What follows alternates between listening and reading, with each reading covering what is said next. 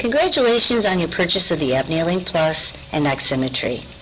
My name is Christina LaJoy, and I've been the sleep specialist here at Great Lakes for over the past 20 years. By now, the components should be out of the boxes, and we are ready to go over the components. What I really like to do in these segments is show you how to optimize your ApneaLink Plus and get the best screening results and a clearer understanding of your patient's sleep architecture. So what we'll be doing is reviewing the components, how to connect the unit properly, operating the ApneaLink Plus, and really how to navigate the software to get your best results. The first thing we want to take a look at is the carrying bag. Once you've prepared the ApneaLink Plus, you simply place it into the bag and send it home with your patient. The patient should return it in the same condition, as well as you can utilize that zipper to place the patient instructions. The next three items are the holding belt, the respiratory effort sensor, and the ApneaLink Plus. You'll notice this sensor has a cord that will go directly into the ApneaLink Plus, and now that we have a location here for the cannulas and oximetry and the USB cable. The next item I'm showing you is just to show you how to thread the holding belt into the sensor and the slots on either side of the sensor. When the patient is placing the device on, it is important that the holding belt is secure so that it remains on the chest area. The sensor will measure chest activity or lack thereof, and that will be able to distinguish the obstructive from central sleep apneas and also give you a count of mixed and unclassified apneas. Your ApneaLink Plus also came with 3 packages of nasal cannulas. The nasal cannulas are individually wrapped and will come with their instructions. The ApneaLink Plus will come with a setup guide and your DVD. The software will actually have the setup guide on your computer, so if you need to refer to it, you can refer to it there or in the manual. The ApneaLink Plus also comes with a USB cable and 1 set of AA batteries. What I'd like to show you now is the placement of the batteries. If they are not placed correctly, when you go to prepare the ApneaLink Plus, it will tell you that the batteries are misplaced or exhausted. It is important too not to have any batteries placed in the ApneaLink Plus when not in use. The next item is the X-Pod, and the X-Pod is where the pulse oximetry will be derived from. You have this little black connector, and I'll show you where that's placed, as well as this rectangular gray, which is where the reusable or disposable sensors are placed. The X-Pod has, where the little black connector is, has a notch right here, if you'll notice, and 3 prongs. This will fit securely onto this port, onto the ApneaLink Plus, as you see right here. What I'd like to caution you on is just make sure that you do not remove this once placed in. The only thing that should be removed from the X-Pod is the disposable or reusable sensors. Along with the X-Pod, you will be receiving 3 disposable sensors and 1 little clip. This is the area that gets connected right into the X-Pod. This clip can be utilized to cover the connection between the X-Pod and the sensor. In addition, you can also secure it on the holding belt. The patient would simply place on the finger, making sure that this part is pointing upward and on the top of the finger, and then fastened around the finger like a Band-Aid. An added accessory would be the reusable sensor. And this is simply placed into the X-Pod, and then the patient would just simply place their finger right into this little pad. The next day, when they return the unit, you would simply follow the instructions as to how to disinfect. Now what we are going to do is place the cannula into the ApneaLink Plus. Place this little housing into the port and make sure it's secured tightly, and that will look like that. Now we're going to take the effort sensor and again we're going to put it into the port and screw it in securely so that it will look like this. What you see here is all of the components properly connected. And now that all the accessories are placed into the ApneaLink Plus, we are now ready to plug in your USB cable that will fit securely in this area right here and into your computer. We are now ready to prepare the ApneaLink Plus. Before we begin our navigation into the software of the ApneaLink Plus, I'd like to go over a few of the definitions and colors and let you understand really what these colors represent. That will make it a lot easier for you when you're going through the various screens, including the signal events as well as the event list.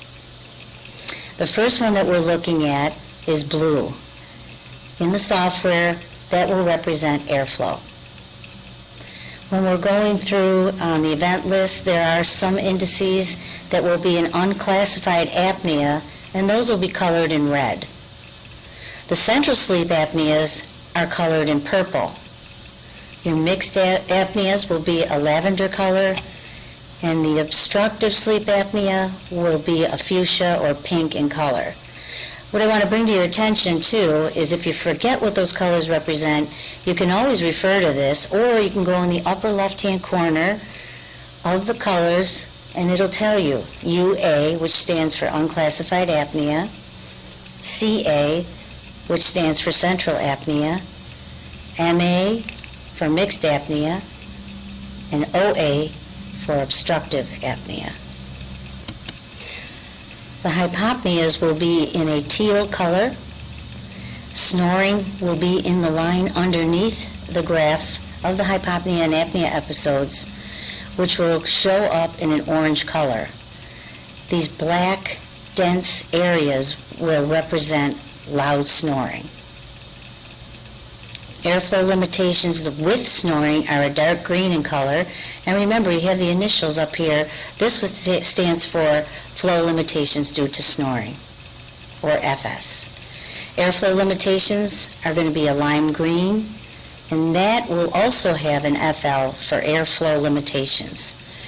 The red in color for pulse, and then the blue in color for your DSATs.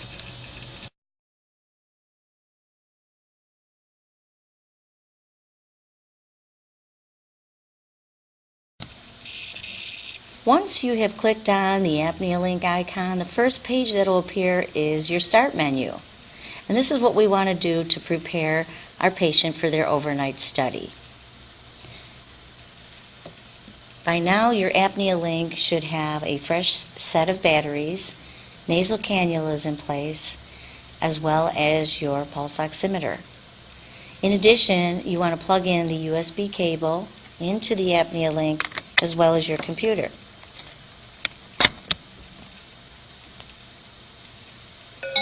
The sound you just heard was the software recognizing the ApneaLink. The next area we want to go to is Prepare ApneaLink. In the upper left-hand corner, you'll see Device Status. When there's a green light, that means all of the accessories and batteries are correctly in place. If a red light appears, then that can be that the batteries were misplaced in the unit or that the battery is exhausted. For those of you that have multiple ApneaLinks, when you prepare the patient record card, the serial number is also the one that you can verify on the ApneaLink so that you have the correct patient in place. First thing you want to do is take a look at the patient record card. You have 3 areas that are yellow. Those are the areas that are mandatory in order for you to proceed to the next step. So we just fill it in, and I recommend using the capital letters because it's much easier once you start getting more patients to find them in the patient record field. Where it says date of birth, the best thing I can tell you is to have the actual date of birth, and if not, for some reason, then you want to make sure that the date is not the actual date of the night that they wear the device. Gender. This information is up to you if you want to place any important information right in this area. Mostly what my doctors will do is put the referring physician name in, and definitely fill in the height and weight, because the report that's generated will also give you the BMI. Once all your pertinent information is in place, then please go to OK and click it once. The next thing that will appear is a little square in the center of the patient record card. It says data was transferred to the device and that the device is ready. Then it'll ask you, would you like to print the patient instructions? I would say yes at this point. And then what will happen is the information for the patient instructions on how to place it will be printed on your printer. You are now ready to place the ApneaLink into the blue travel bag and send it home with your patient.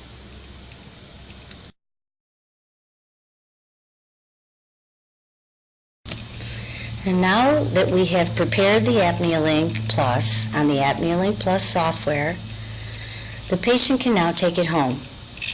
Once the patient follows your instructions, you'll notice the sensors connected.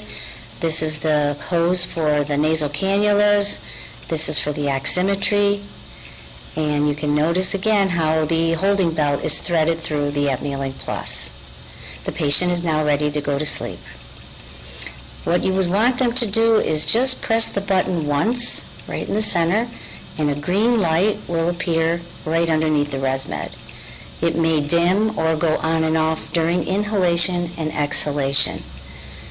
The next morning, the patient wakes up and they simply just hit the button once until the green light is no longer there.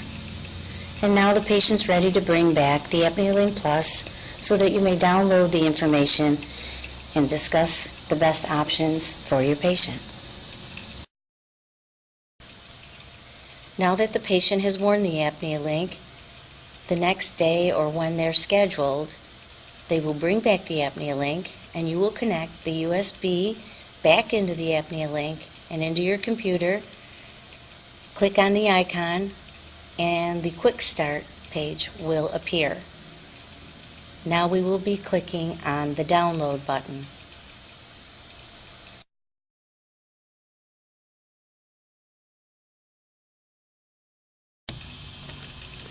By now, the information and the data from the overnight home study has been recorded and analyzed, and a report has been generated for us, and that's what we're going to look at right now.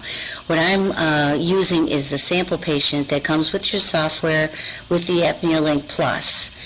And what you are going to see on the first part of it is the patient data, the recording, everything that you filled out on the initial patient record card will be on this top portion. As we scroll down, you will now notice the risk indicator is still a very useful tool, so it's also in the ApneaLink Plus. We are looking at probably someone that is somewhat severe, but again, we will be sending this patient for the PSG. This is, again, your screening. The ApneaLink Plus is a step up from the ApneaLink. As you know now, the sensors on the belt have a purpose. That purpose is going to be primarily indicated where you are looking under the results section. Again, you have the average breath per minute, the breaths, but this is the part that's going to be an added benefit for you. The apneas are now classified because of that sensor that is now on the belt. So we will look at this and the raw data, which we have unclassified apneas, which is 0. Obstructive apneas were 143. This patient had 25 central sleep apneas and 11 mixed apneas, which is a combination of obstructive and central. And again, we go through with the hypopneas, the airflow limitations with and without snoring, and the snoring events. The pulse oximeter is going to give us the number of DSATs. In this case, there were 215. Again, we go over and look at the analysis, and this patient has an ODI index, or oxygen DSAT index, at 54, with normal being 5. The AHI is at 62, and the risk indicator, remember, the risk indicator will combine AHI and some of these airflow limitations, which is why you're going to see this arrow being at 65 and slightly higher than the 62 for the AHI.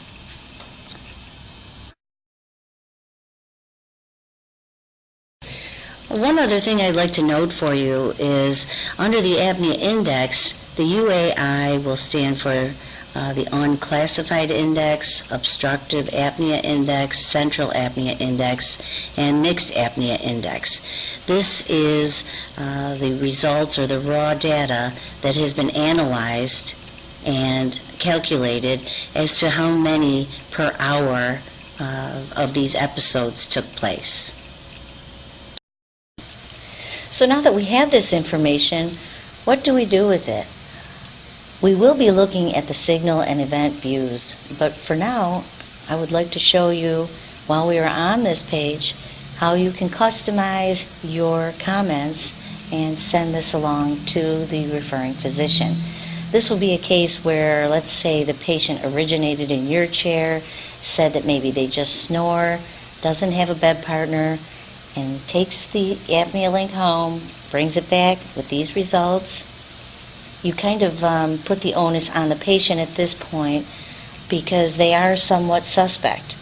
And now you want to recommend that they need an overnight sleep study.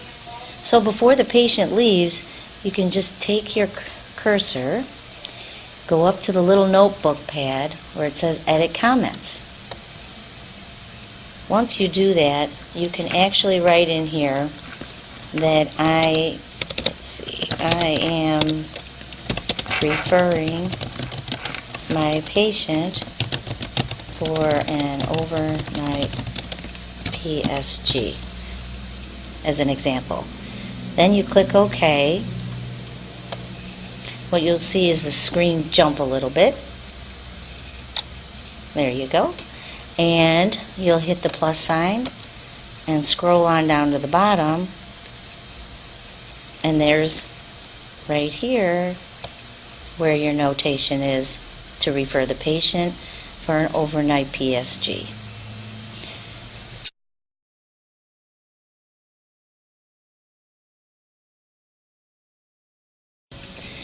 After we review the report, the next thing you want to do is see where all that information is derived from. So if you take your cursor and go up to Signal View, and remember, if you drag your cursor underneath these little icons, it'll tell you what it is. So at this point, you just click once, and we're seeing a multitude of colors in here. So we all know what they represent by now, so I'm going to just go through this and indicate to you a couple of ways that you can look at this so that it's easier to follow. The top graph is the full night study. So you'll notice over here there's a little drop-down box. If you wanted to look at it in case the patient only wore it 4 hours, you could do that. In this case, we want to keep it in the full night because they wore it beyond the 4 hours. through the first portion of the graph. You're going to see the blue going through here, and remember that is the airflow. The lime green is the airflow limitations. The colors, as you remember, are now a little varied in terms of what they represent. And I can distinguish that a little bit further for you in the next screen that we're looking at. But for now, I'll just show you what you can do to view this easily. So we'll keep this top one in the full night view. Then we'll go down to the bottom, and in this lower right-hand corner, you'll see another drop-down box. Click on that, and I want to look at it in a 10-minute interval. And right here, there's another drop-down box. Let's look at apneas. Okay? And then I'll show you what these arrows will represent as well. This particular patient has a plethora of things going on, so it's a really good example that comes with your software to help you familiarize what you're really looking at. The top line, as I said, has some colors indicating central sleep apnea. We're looking at mixed apneas. You see the teal in here, those are hypopneas, and a deeper purple that you will notice on the event list when we go to that will be indicating central sleep apnea. This line in here is actually snoring, and everything is noted for you to the left of the graphs. When you have the orange in this area, this will indicate that this patient snored throughout the night. These black bursts will indicate loud snoring. The pressure transducer that's built into the ApneaLink software will not give you decibels, but will give you loud snoring events. Then we have pulse and your saturations all along in this lower line here. So it looks kind of very congested, if you will, when you're looking at this graph. So we're looking at it in an easier view on the second graph. Remember, we changed that to the 10 minutes. So if you want to see here, you know, we see these loud bursts of snoring. We're seeing the desats. We're seeing these arousals in the airflow. We can see some dark green indicating airflow limitations due to snoring, the lime green airflow limitations. I would want to click in this area so we can get a better look at it at the bottom graph. And as you see, once we clicked on it, we can kind of take a look at it individually in terms of what all of this is representing. So at this point of the evening, the flow limitation at 1:26 in the morning was about less than a second, but it's throughout the night. And you'll also see here the obstructive apneas and the lack of airflow. You'll see airflow limitations. That's the FL you'll see here in the corner for the lime green airflow limitation. The FS is the airflow limitations with snoring, which we can very well see in the upper graph. You won't see the snoring on the lower one. Here in this area, about 1:30, the patient experienced a central sleep apnea. So what I'd like to do is let you see some of these other events. Like if you want to key in on here, you'll notice how erratic the airflow is, the airflow limitations due to the snoring that we see heavily on the upper graph as well. We'll also coordinate with these apnea, hypopnea events, the desaturations that take place in the blood oxygen levels.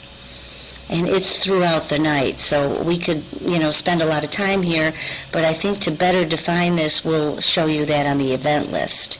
Before we leave the signal view, if you go back up to the top and you see this little camera, what you can actually do is click on this. This is allowing you now to be able to attach the screenshot of the signal view if you'd like to send this along to the referring sleep physician. And you just click on OK, and when we show you how to send the documents, you'll be able to see the attachment as well.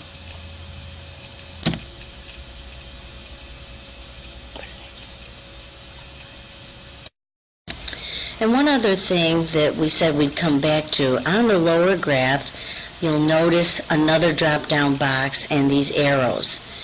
What you can do is open the drop-down, and if we wanted to take a look at hypopneas, instead of using the scroll bar to find those hypopneas, we can actually click on the one and go to the arrow to the right, and that'll take you to the next one, the next one, the next one, without you having to search through it.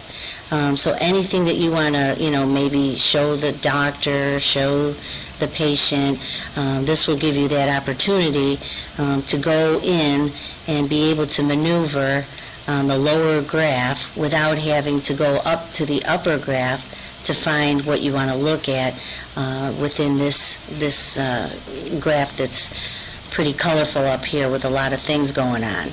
So you can key in on these things on the bottom, and whatever you click on, that's what it's going to show you, like your next mixed apnea, and if you want to key in on obstructive apnea, you just go to the next one, the next one. I find it easier to go to the next screen as it will key in on basically the duration and start time of these events in the event list.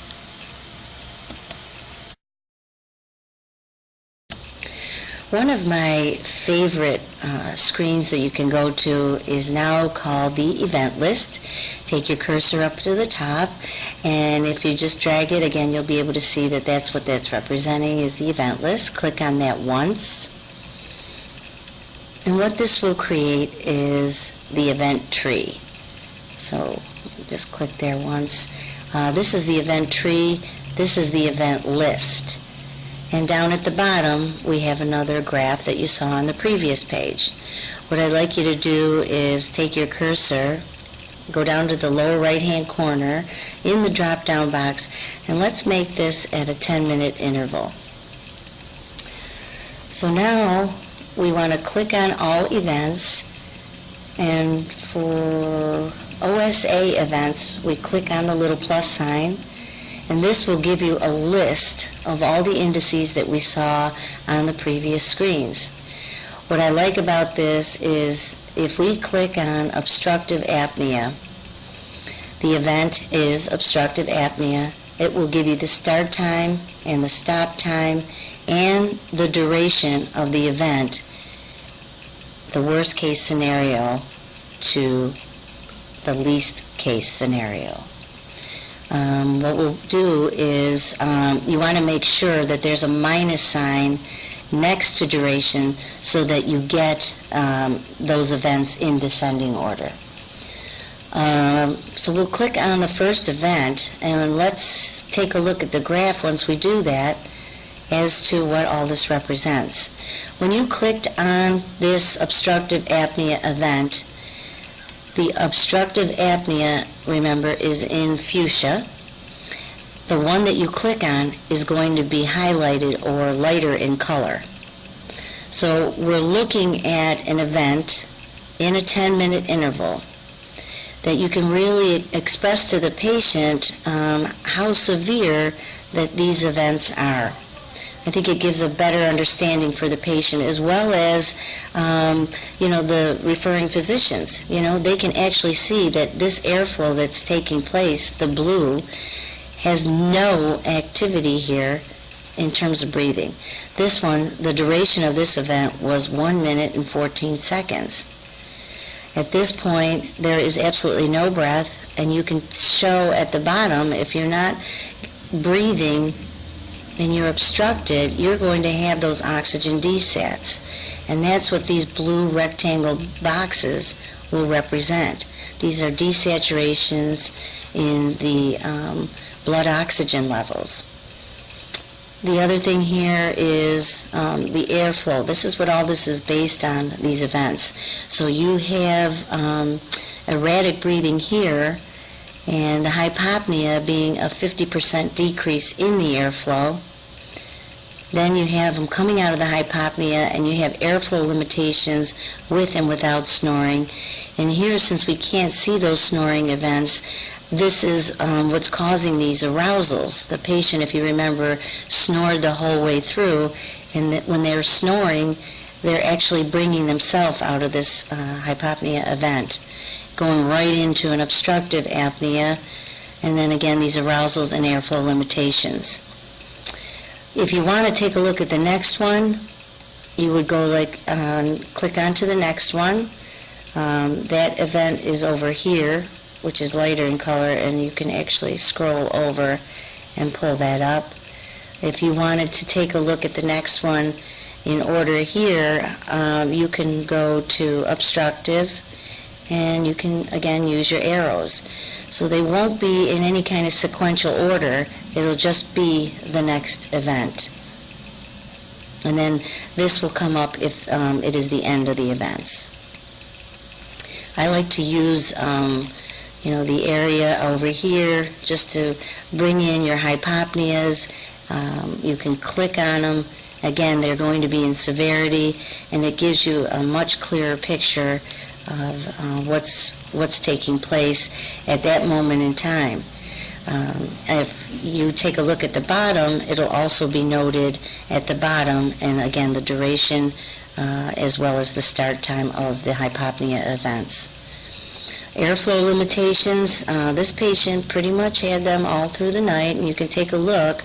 They're lasting only 1 or 2 seconds, but in these intervals you'll be able to see they'll remain the lime green color. You can see them in here in between all these events. Snoring, it won't show on a graph, but it'll show you that it definitely took place, and this was again throughout the night, if you remember what the signal view showed. Analysis of exclusion of flow, sometimes that would be if the cannulas were misplaced. You won't have the airflow showing. Flow limitation and snoring, if you remember, those were the dark green events, and these are right here, so you can take a look at that. And that was pretty much throughout the night. Sometimes you'll have patients that will have effort pause. That'll show up here just like the other events. The mixed apneas, this patient had several, and you can see here that the mixed apnea, that's a combination of the central and obstructive. That color will be right down here, which is a light purple, and this is lasting about 54 seconds. So again, same absence of airflow in this event, the arousals in the airflow limitations, going into a central sleep apnea, and again the DSATs in the blood oxygen level. This is again in all descending order, and this is what is calculated for you on the report. This will just enable you to key in on the events. If you wish to have that information at your hand, you can certainly go ahead and show the patient and really drive it home how many times they're stopping breathing and that length of time. And if you have a lot of events and you really want to stretch it out, you can show them the airflow, which should normally look like camelback throughout the night, and this one with the hypopnea being again the 50% decrease in the airflow is giving you this erratic breathing pattern.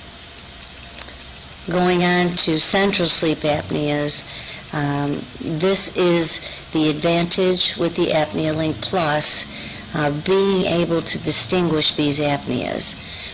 This is the apneas that are taking place that are purple in color, and when you highlight it'll be a light purple.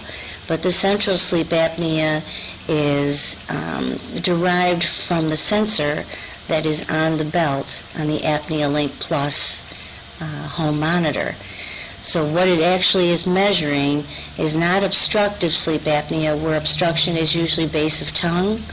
this particular central sleep apnea is actually the brain not telling the body to breathe. So what it actually is measuring is the fact that there is no thoracic activity, and that's what the chest sensor will indicate. And this patient had, I think, quite a few of them. In the raw data may have been 25, but it's important, to note that you want to at least convince the patient, obviously, that this one is doing more than snoring, and that they should really have an overnight sleep study. For someone with all these central events, that's pretty scary, and that's something you definitely want to work with your sleep physician to get the ultimate treatment for this particular patient. And lastly, I'd like to cover what an unclassified apnea is. All of these indices are meeting criteria by the Academy of Sleep Medicine's guidelines and recommendations. So when you have an unclassified apnea, the amplitude of the effort signal is less than the selected value. So the criteria for scoring central events is met. Apnea differentiation only is available if the effort signal has been recorded. If none or insufficient effort information is available, the ApneaLink systems score corresponding apneas as an unclassified apnea. So in the same descending order, we can click on an apnea unclassified, and these are going to be red in color. So you'll see UA, and that's an unclassified apnea. It's still an event. It still lasted for 15 seconds in duration, and so it's a stoppage of breath. It's just not being classified because of the criteria that's not met. And again, you can go and check the next one where you have an unclassified apnea, and so on. As you remember, this patient had a lot of episodes, so this is a good way to get you familiar with these terms, as well as always going up. If you need further assistance, you can go into the help and then go into clinical guide, and then there's a search engine, so if you do not find what you're looking for in these bookmarks, you can just type in what you're looking for in this area right here. So now that we have viewed all the indices, what you may want to do, in addition to the report that you email, remember we went up to the screenshot and we could attach to the report the signal view. You can also do that with the event list. And you would do the same thing, go up to the little camera icon, click on it, and basically whatever you're looking at on this event list, you will be able to send with the two other reports. So all you have to do is click OK, and then when you go back to the report, all three of these screens will be present. Okay, now that we're finished with the OSA category, the next one I'd like to show you is oximetry. The oximetry will only have two drop-downs, and that would be the baseline saturation, and that is happening at 12:30. So when you click on that, it's going to appear brown in the graph under the saturation section of the graph. When you click on the DSATs, what that'll do is the same thing under OSA with all the other indices. It'll break it out, the DSATs on the start time and the stop time and the duration of that event. And if you click on, let's say, the first one, what you're going to see is the two DSATs here, but the one we're actually looking at is going to be lighter or highlighted in a lighter blue. So you'll be able to see the oxygen DSATs as they're taking place in descending order. of severity to the least severe. Again, if you wanted to, use your scroll bar, you could do that.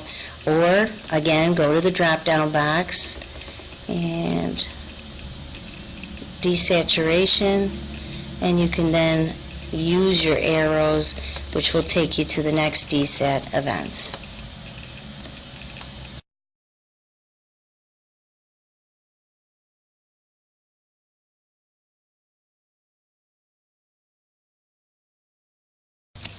I think now would be a good time to go back to the report. Once we're on the report, this is where all of the sending of information can take place. We'll go up to File, and the first thing you'll see is the index card. That'll just take you back to the index card if you want to add anything. The archive, the little symbol with the disk, is going to be the area in which you can store the patients once your record page is starting to get full. Or you can save the report locally, and that will just save the report, and you click on it and it'll take you for your target, either the desktop or My Documents. You can make up a folder and keep them organized that way. The other thing is, if you want to print the report, the only thing that will print is the report. Patient instructions at ApneaLink for ApneaLink Plus. Most times you won't need to view the external data, and I would recommend not going there. Your physician colleagues might want to do that if they need to change the parameters, but for our dental purposes, I would just leave that alone. Importing recordings, now instead of just sending just the report, again, now you can send the report, the signal view, as well as the event list into your documents or desktop. The other nice thing here is sending the report by email. And if you remember when we were looking at how to attach one of the screens, we did a screenshot. So when we do say send report by email, anything we screenshot will also be included here. So it is imperative that you have a dedicated email address as well as Adobe software. Then you can just put your address in here to the referring physician or GP, whoever you want to correspond with, and they'll have the report and they can open it just as is.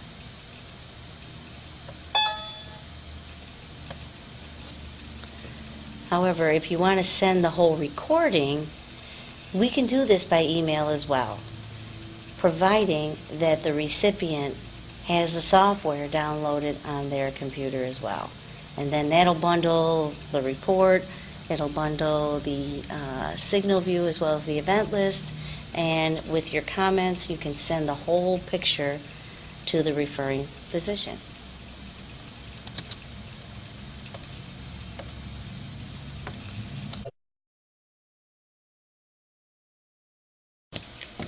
The next thing I'd like to cover with you is how to place your logo on your ApneaLink report. The first thing you want to do is go into the ApneaLink icon, choose a patient from the record file, which I chose an ApneaLink example patient to show you how to do this, and you may want to practice a little bit as well on one of the example patients. The next thing I want you to do is to minimize, go to Start, click on All Programs, click on Accessories, click on Paint. Once you have done this, what I'd like you to do is click on the letter and then one click within the box. And here I'd like to just make that box maybe about that big and have your font anywhere between 30 and 36, and I'll show you why. So here's where you type in your information.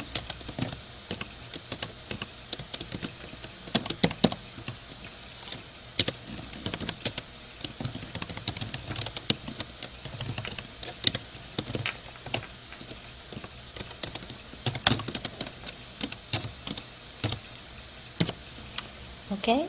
And now what you want to do is go up to File, Save As, and go into My Pictures. You can title it here by saying Logo and Save.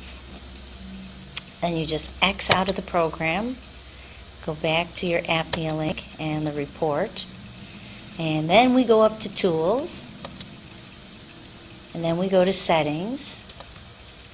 Settings will go to Report, and then you'll see this box appear. Everything that's checked should remain. The thing that is not checked is Show Logo on Report. So here we will just one click, green little check mark will be there. Go into Select File, and then that'll take you into My Pictures. Double click on the logo, disregard, and click OK. And wait a few seconds, and then you'll see the little jump, and there's your logo in the upper left-hand corner. This really is nice, for you to consider doing.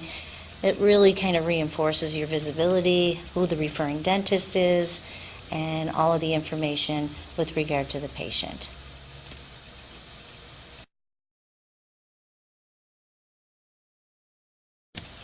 Once you have saved your logo, you can go to another patient and go up to Tools, Settings, Report, and Show Logo on Report, and the file is already there. So you just click on OK, wait a few seconds, and everything that you put on your first sample patient will then appear on the second one as well. I think this really looks great, and it continues to have your visibility out there with the patients as well as with the referring physicians.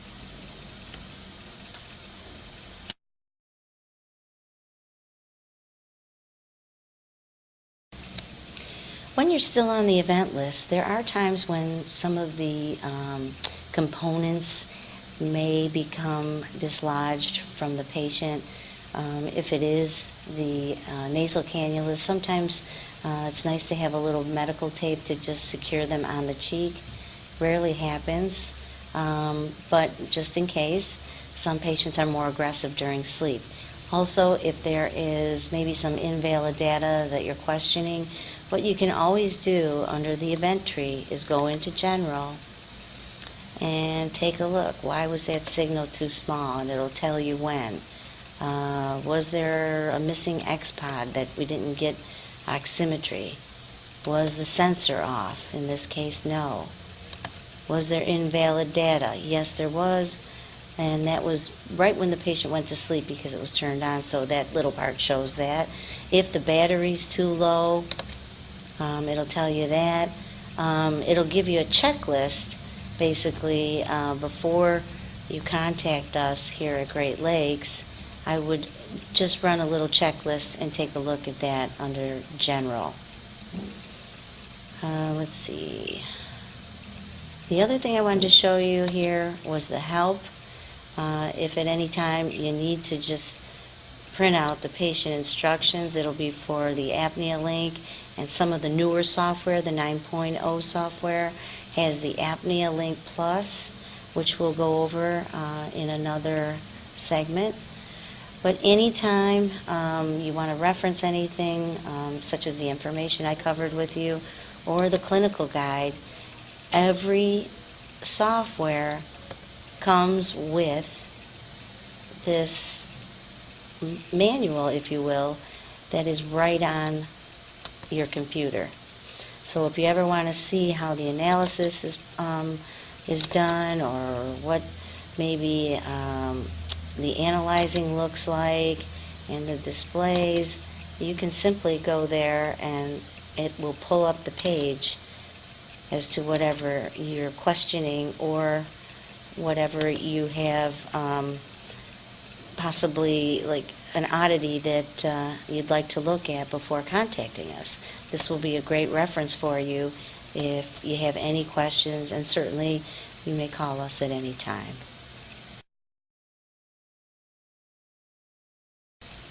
It has been my pleasure to help you become more familiar with the ApneaLink and its features and benefits. If at any time you need more information or you have any questions, please don't hesitate to contact me here at Great Lakes Orthodontics. I have a direct toll-free line, 866-781-5073, and 2 convenient email addresses for you as well. Thank you, and I look forward to working with you.